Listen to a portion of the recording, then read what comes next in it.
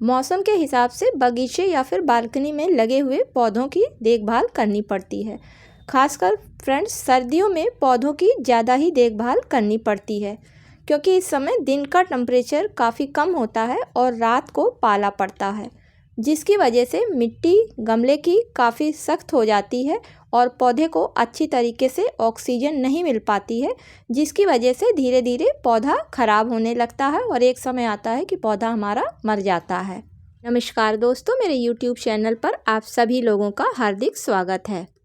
आज के वीडियो के माध्यम से मैं आप लोगों को बताऊंगी कि सर्दी के मौसम में सभी प्रकार के पौधे, चाहे वो फल वाले हों, फूल वाले हों या फिर सब्जी वाले हों, इनको संतुलित खाद देकर हम खराब होने से बचा सकते हैं। तो चलिए फ्रेंड्स, वीडियो की शुरुआत करते हैं और देखते हैं कि किस तरीके से ये खाद बनाई जाती है और किस तरीके से ये खाद पौधों को दी जाती है। इसके अलावा इन खादों में जिनको हम डालेंगे, इनमें क्या क्या चीज़ पाया जाता है और किस तरीके से ये पौधे पर अपना असर करती हैं। तो फ्रेंड्स, इस संतुलित खाद को बनाने के लिए सिर्फ 2 चीज़ों की ज़रूरत पड़ती है। पहली चीज़ होती है नीम की खली और दूसरी चीज़ होती है गोबर की खाद।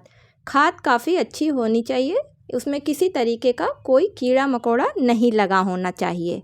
अब इस संतुलित खाद को बनाने से पहले मैं आपको ये बता दूं कि नीम की खली में और गोबर की खाद में पाया क्या क्या जाता है। तो फ्रेंड्स, नीम की खली में कार्बन, नाइट्रोजन, फास्फोरस के अलावा पोटेशियम भी बहुत अच्छी मात्रा में पाया जाता है, जो कि अगर सर्दियों में पौधों पर यूज़ किया जाता है तो काफ़ी अच्छा फ़ायदा होता है।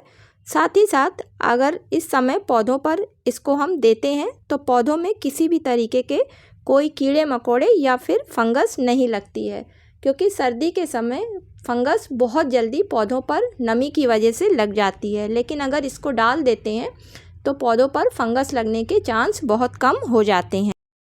काऊ डंग मैन्योर या फिर गोबर की खाद, ये काफ़ी गर्म खाद है और इसीलिए गर्मियों में इसको लिक्विड फॉर्म में देते हैं, लेकिन सर्दियों में इसको सॉलिड फॉर्म में ही दी जाती है पेड़ पौधों पर, क्योंकि फ्रेंड्स इसमें नाइट्रोजन की परसेंटेज 50 होती है।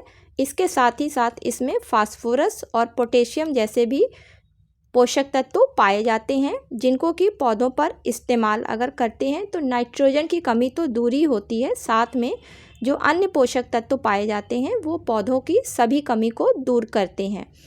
इसके अलावा सर्दी में पौधों की ग्रोथ रुक जाती है, लेकिन अगर गोबर की खाद पौधों पर डाली जाती है तो चूँकि 50% नाइट्रोजन पाई जाती है, इसलिए पौधों में ग्रोथ भी थोड़ी थोड़ी होती रहती है।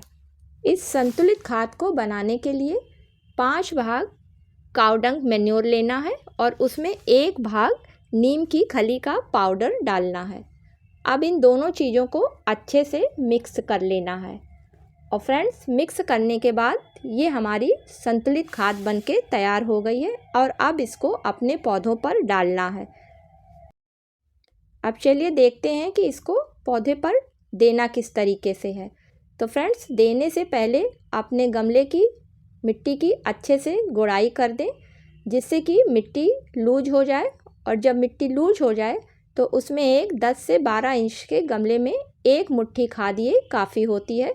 इसको चारों तरफ घुमा के डाल दें और डालने के बाद मिट्टी को अच्छे से मिक्स कर दें। अगर आपकी मिट्टी काफ़ी सूखी है तो उस पर थोड़ा पानी डाल दें, और अगर मिट्टी में किसी तरीके की थोड़ी भी नमी है तो इस खाद को डालने के बाद बिल्कुल भी पानी ना डालें, ये धीरे धीरे डिकम्पोज हो जाएगी।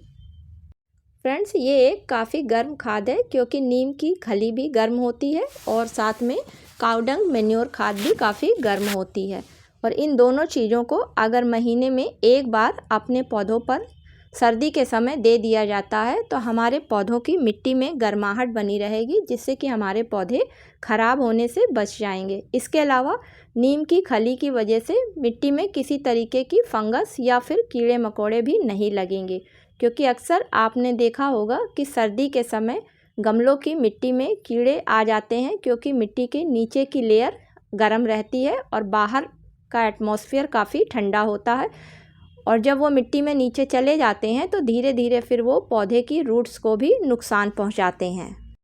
तो इस तरीके से हम अपने पौधों को सर्दी से बचा सकते हैं इस गर्म संतुलित खाद को देकर। तो कैसा लगा फ्रेंड्स आज का वीडियो? अगर वीडियो पसंद आया हो तो प्लीज़ इसे लाइक और शेयर करिएगा। और फ्रेंड्स अगर चैनल पर पहली बार विजिट कर रहे हैं तो मेरे चैनल को सब्सक्राइब भी करिएगा।